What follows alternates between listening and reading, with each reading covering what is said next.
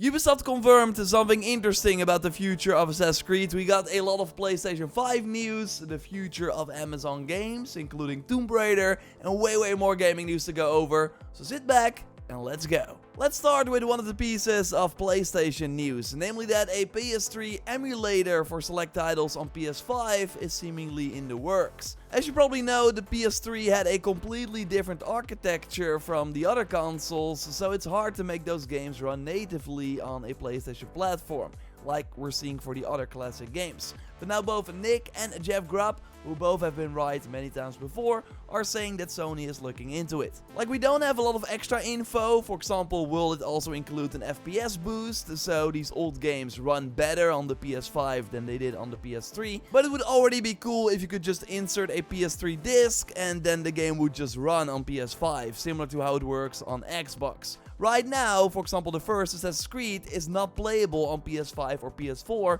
while it is working on Xbox. Now, high chance we will be able to play the first Assassin's Creed through a remake, but more on that in a moment, because even if this PS3 emulator is happening, again, two credible people are saying that Sony is working on it, it still does not mean that it will be possible for all the games. But they're probably mostly doing this to boost the PlayStation Plus premium tier. We recently learned that 35% of the PS Plus subscribers is subbed to a higher tier, with the most to premium. And I totally think that adding PS3 games that you can play natively on your PS5 will boost the premium subscription even more, or at least make it more appealing. I will let you know when we learn more. Let me know what PS3 games you would like to play with this emulator. I personally have tried the streaming, which works fine for these PS3 games, but I always find myself just playing it for like 20 minutes and then just jumping back to a more modern game. So it's not really for me, but I know a lot of people will love this. Like, I'm more looking forward to games that I've not played before, so brand new titles like the new Tomb Raider that, as I discussed before, seems to be open world this time and it's running on Unreal Engine 5. So yes, it sounds promising. Amazon Games is publishing the title, and we now have an interview with the vice president of Amazon Games, and he noted that it's not going to be tomorrow, but it's not too far away that we see the new Tomb Raider game. That sounds like Game Awards in December at the earliest to me. But he was also talking about the brand new AAA Lord of the Rings game that they are making, another big focus for Amazon Games. And we now also learned that this new Tomb Raider game won't be connected to the Prime Video TV series that they will also release. Like, that was one of the biggest takeaways from the interview, that the Amazon Games division wants to work more closely with Amazon Prime to boost the overall franchises they are working on. Like, we of course had the brilliant Fallout series earlier this year, which was also a separate story from the games, but it still had a huge impact on the player numbers for every Fallout game.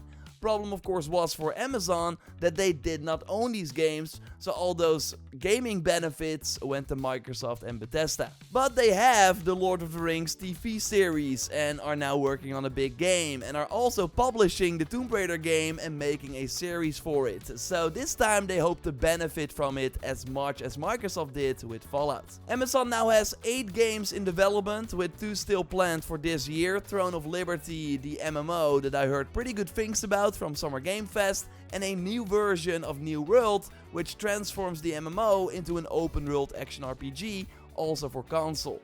And I will totally be keeping an eye out for this one. It sounds and looks pretty cool. But yeah, they want to go for 2 to 3 games a year, so maybe we see either the Tomb Raider or Lord of the Rings title in 2025 already.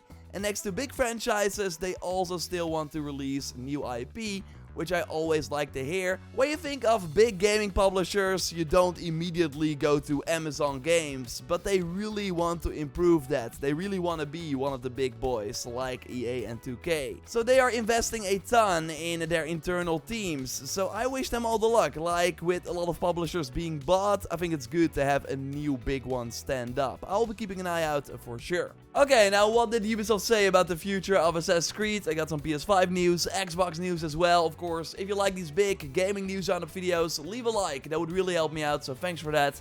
And subscribe, because we post one of these every Sunday. You probably know this Obama meme, right? Well, that's kind of what this new Ubisoft CEO interview with the Ubisoft blog felt like. Instead of doing interviews with press and creators, like I would love to ask Yves Guillemot some questions if I ever get the chance. No, instead, Lucy O'Brien from the Ubisoft blog got to interview her boss, and it surprisingly enough had some interesting info.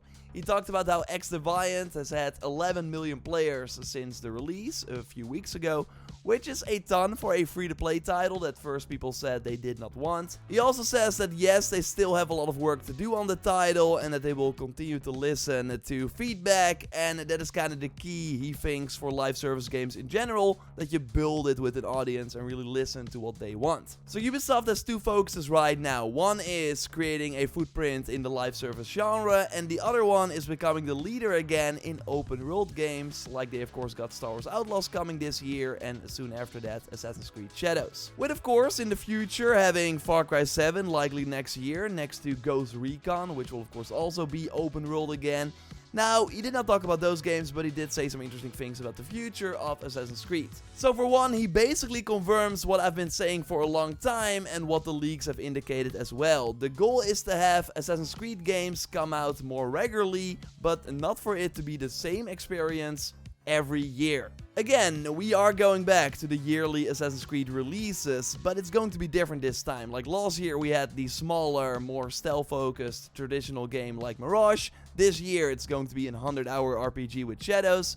Next year it's seemingly the PvP multiplayer game, and then in 2026 it's going to be a new single-player Assassin's Creed called Hexe. And he now also notes that Hexe is going to be a very different game from Assassin's Creed Shadows. We are going to surprise people, I think. Okay. This game is of course led by the Assassin's Creed Valhalla and Origins team, and leaks have indicated that for the first time in the mainline entry it will include a single female lead, and it seems to be going more in the supernatural direction, with the ability to change into a cat to trick guards and play stealth that way. I will have to see how that shakes out, but another big thing Yves said was that players can be excited about some remakes, which will allow us to revisit some of the games we've created in the past and modernize them. There are worlds in some of our older Assassin's Creed games that are still extremely rich. Ubisoft never publicly talked about the existence of the Assassin's Creed remakes. We only heard reports that an Assassin's Creed 4 Black Flag remake is coming from the Skull and Bones team, but again, there are seemingly more. Like you would think it's probably the first Assassin's Creed, right? It will be the 20th anniversary of the series, and that game in 2027 would be the perfect time to then release a modern version of it that, again, right now, you cannot play on PS4 and PS5. But really, the possibilities are endless. I just hope they do it with care, improve some of the dated gameplay mechanics, like not being able to aim. They did actually add that to the AC3 remaster, which was nice. And I hope they add some new content, so that even if you know these games by heart, there will still be a fun reason to go back to it. I will of course keep you posted on these remakes and other things regarding the future of Assassin's Creed, so again, subscribe if you haven't already. And of course, let me know what remakes you hope to see in the comments down below. Now, Stellar Blade is still my surprise game of the year. I really love the combat and world more than I expected, and they keep updating the title as well with new modes, like an easy way to replay bosses, and of course a ton of new outfits. And well, seems like there are more updates coming. So Brio on Twitter revealed the roadmap that was seemingly shared during a business meeting from Shift Up, where we see that the photo mode is coming soon, probably in July, a new character skin probably before the end of the year, with a new IP collaboration in 2025. People are speculating that it might be Nier Automata, as both developers have expressed their love for the work of each other, so we will see. They're also looking into a PC version, which would make a ton of sense. The game on PS5 now sold more than 1 million units, by the way. I think for a new IP on PS5 only, that's really great. Like, not amazing. I do think the budget was more than 60 million, but there are probably more things that we don't know about. And again, I think there's a lot of room to grow, especially on PC. So going back to the roadmap, they're looking into DLC and a sequel for the game as well. DLC usually sells to like 10 to 20% of the base game people, with some exceptions like Cyberpunk and now the Elden Ring DLC. 5 million units sold in less than a week, while the base game was at 25 million. So yeah, that's really big. But yeah, for Stellar Blade, I think they would sell like 200,000 max. So I think it's smarter for them to go for a sequel that would make way more sense. Make it bigger, apply all the learnings from the first game, and then released in like 3-4 years. Of course, let me know what you hope to see from the future of this franchise in the comments down below. We learned a bit more about Avowed's length this week. This semi-open world RPG from Obsidian has been on my radar, but I still don't know if it will be a drop everything, let's boot it up game when it releases. Like, I still need to see more, but this news about the length made me more interested, as it's going to be comparable to the Outer Worlds, of course the space kind of Fallout counterpart, while Avowed is clearly taking things from Elder Scrolls. So you could beat the Outer Worlds in like 13.5 hours if you would just focus on the main story, and 26.5 hours if you also did all the side missions. Like, that seems to be a perfect size for Avowed. They still want to release the game this year, but I really hope they move it to like January. I don't think Microsoft needs it when they still have Indiana Jones and the Diablo DLC, Call of Duty. Like, give it the January spot. I think that would make way more sense. It, by the way, now also has a third-person mode, and we talked about way more info. Like, if you're curious about this game and many other open-world titles, check out our recent video we did. I will leave a link to it in the video description for if you haven't watched it yet. Really big video with a ton of info on the upcoming open world games. Remember Concord, the brand new IP from PlayStation? I thought the cinematic trailer was meh, looked fine. I was like, okay, if this is a single player game, I will totally give it a shot. Then it turned out to be a 5v5 hero-based shooter.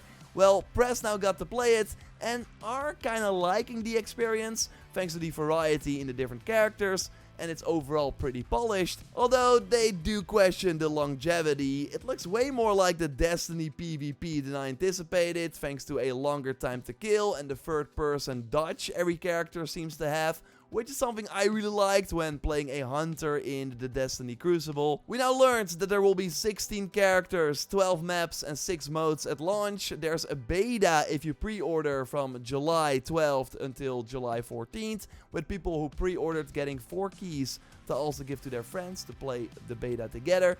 But you don't have to pre-order. A week later, on July 18th till the 21st, there's an open beta for everyone. These betas are on both PS5 and PC, by the way, and they will be very important. Like, they have to convince people that then also have to convince their friends to pay $40 each for this game. And that's going to be very hard, especially because the competition is free. Like Marvel Rivals, which overall looks way more appealing, is also having a beta, but on July 21st, so immediately after Concord.